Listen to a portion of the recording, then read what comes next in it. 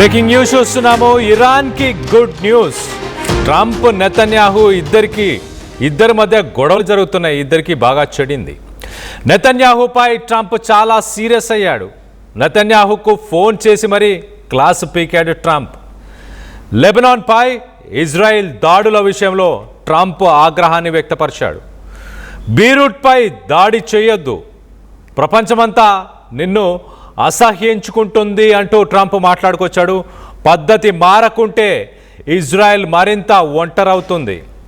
నీ వల్ల ఇరాన్తో శాంతి చర్చలు దెబ్బతింటున్నాయి.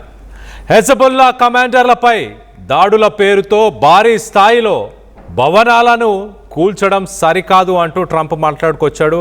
నువ్వు ఒక పిచ్చోడివి, నేను లేకపోతే అవినీతి కేసుల్లో ఈ పాటికే జైల్లో ఉండేవాడివి అంటూ నెతన్యాహుకు ట్రంప్ ఫోన్ కాల్లో క్లాస్ పీకినట్టు తెలుస్తుంది. దాని తర్వాత ట్రూత్ సోషల్లో ట్రంప్ ఒక పోస్టును పెట్టాడు. నెతన్యాహు నా మాట వింటాడు, సైన్యాన్ని వెనక్కి తీసుకున్నాడు అంటూ ఆ ట్రూత్ సోషల్లో ట్రంప్ పెట్టిన ఆ పోస్టును కూడా ఒకసారి చదివి వినిపించే ప్రయత్నం చేస్తా. ఒకసారి మనం చూస్తే, I had a very productive call with Prime Minister Bibi Netanyahu.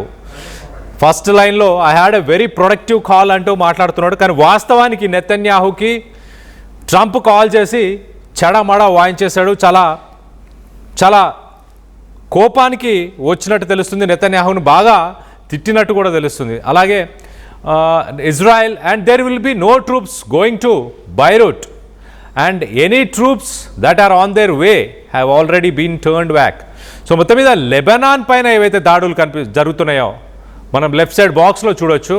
అవన్నీ కూడా ఇజ్రాయెల్ చేస్తున్న దాడులు. అలాంటి దాడులని ఇమీడియట్గా ట్రంప్ నెతన్యాహు నిలిపివేస్తా అన్నాడు. అలాగే ఏవైతే బలగాలు ప్రస్తుతానికి బైరూట్కి బయలుదేరి వెళ్తున్నాయో, ఆల్రెడీ దారిలో ఉన్నాయో, అవన్నీ కూడా వెనక్కి వచ్చేస్తాయి అంటూ ట్రంప్ చెప్పుకొచ్చాడు. అలాగే I had a very good call with Hezbollah and they agreed that all shooting will stop, that Israel will not attack them and they will not attack Israel. So హెజ్బుల్లాతో కూడా నేను మాట్లాడాను, ఇజ్రాయెల్తో కూడా మాట్లాడాను. ఇద్దరు ప్రస్తుతానికి ఒక సీజ్ ఫైర్ ఒప్పందానికి ఇరు దేశాలు ఒప్పుకున్నాయి అంటూ ట్రంప్ సోషల్ మీడియా మాధ్యమంలో పెట్టాడు. కానీ చాలా క్లియర్గా అసలు జరిగిన విషయాలను కూడా చెప్పే ప్రయత్నం చేస్తాం. మొదటగా ట్రంప్ నెతన్యాహు కాల్ చేసి అరవడం జరిగింది. అరుస్తూ చాలా క్లియర్గా you are F dot dot dot crazy, నువ్వు ఒక పిచ్చోడివి, అంటే you are a crazy person, you would be in prison if it weren't for me.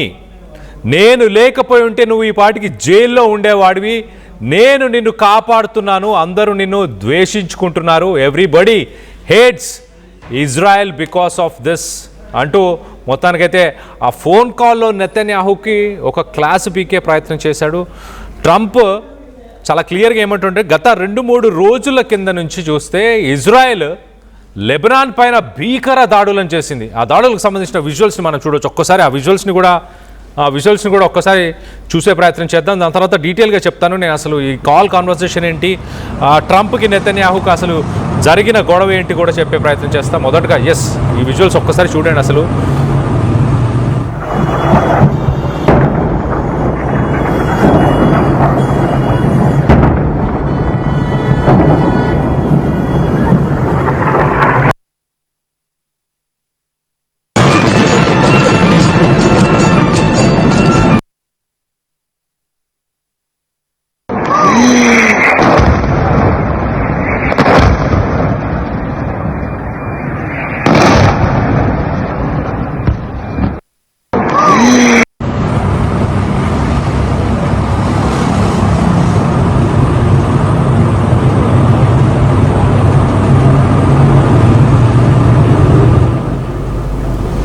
Lebanon అనే దేశం పైన ఇజ్రాయెల్ దాడులని కంటిన్యూ చేస్తూనే వచ్చింది. అక్కడ ఎంతోమంది ప్రాణాలను కోల్పోయారు. దాదాపు 12 లక్షల మంది వాళ్ళందరూ వాళ్ళ నివాసాలని వదిలి వాళ్ళందరూ శరణార్థులుగా ప్రస్తుతానికి నార్దర్న్ లెబనాన్కి చేరుకున్నారు. అలాగే మిగతా దేశాలకు కూడా వెళ్ళే ప్రయత్నం చేస్తున్నారంటే అర్థం చేసుకోండి.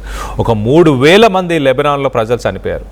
లెబనాన్ని మట్టు పెట్టాలి, ఎట్టి పరిస్థితుల్లో అక్కడ ఉన్న హెజ్బుల్లాని మట్టు పెట్టాలి అంటూ ఇజ్రాయెల్ మరి ముఖ్యంగా నెతన్యాహు అనుకుంటున్నాడు.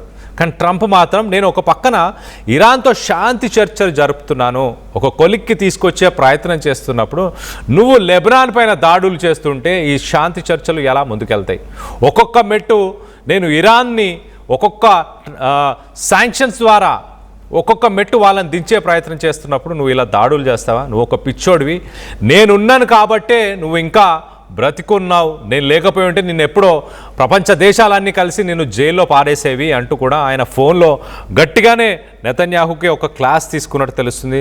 దాని తర్వాత ఒక గమనించాల్సిన విషయం ఏంటంటే ట్రంప్ యుద్ధాన్ని ముగించాలి, ఇరాన్తో ఎలాగో అలాగా మాట్లాడి ఇరాన్ దగ్గర ఉన్న యురేనియం రిజర్వ్స్ని వెనక్కి తీసేసుకోవాలి, లేకపోతే వాటి మీద కంట్రోల్ తీసుకొని కొంత శాంతి చర్చలు జరిపి ముందుకు తీసుకెళ్లాలి అని ట్రంప్ చూస్తున్న సమయంలో ఇజ్రాయెల్కి మాత్రం ఎట్టి పరిస్థితుల్లో ఇరాన్తో శాంతి చర్చలు అవసరమే లేదు, ఇరాన్ పైన భీకర దాడులు చేయాలి. అలాగే ఇరాన్కి సంబంధించిన ప్రాక్సీస్ అంటే హెజ్బుల్లా, హమాస్, అలాగే ఇస్లామిక్ రెవల్యూషనరీ గార్డ్స్, ఇలాంటి ప్రాక్సీస్ ఏవైతున్నాయో ఆ ప్రాక్సీస్ అన్నిటిపైన కూడా దాడులు నిర్వహించాలి, వాటన్నిటిని కూడా పూర్తిగా నాశనం చేయాలనేది నెతన్యాహు అజెండా. సో ఈ అజెండాని నెతన్యాహు చాలా క్లియర్గా ముందుకు తీసుకెళ్లే ప్రయత్నం చేస్తున్నాడు. ట్రంప్కు ఎలాంటి ఇంటిమేషన్ ఇవ్వకుండా నెతన్యాహు లెబనాన్ పైన దాడులు చేశాడు.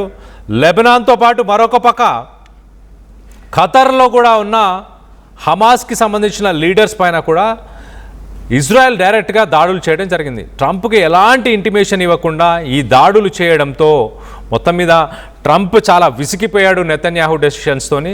ఎట్టి పరిస్థితుల్లో ఇప్పటి నుంచి నేను చెప్పిన మాటే వినాలి నువ్వు, నేను లేకపోతే అసలు నీకు ఈ పాటికి నిన్ను జైల్లో వేసేవాళ్ళు అంటూ చెప్పుకొచ్చే ప్రయత్నం చేశాడు.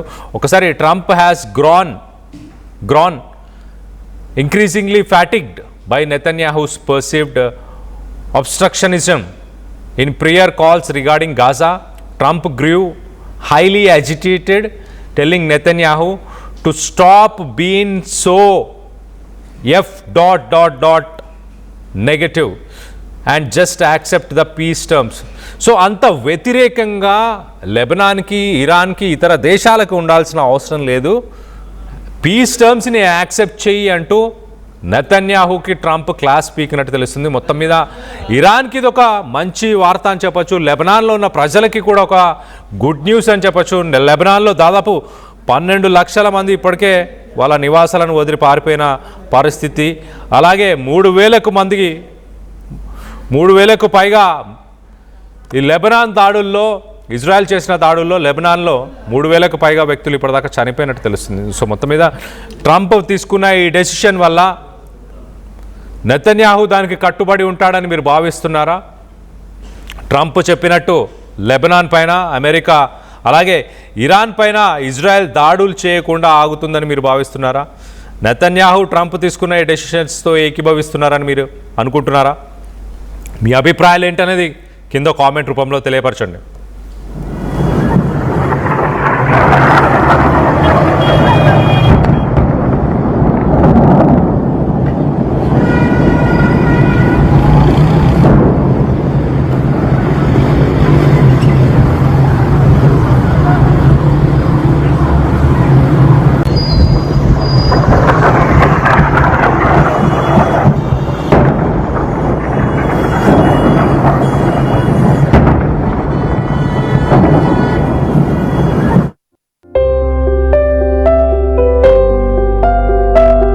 చిన్న చిన్న ఆనందాలు 35 ఏళ్లుగా నా జీవితంలో లేవు.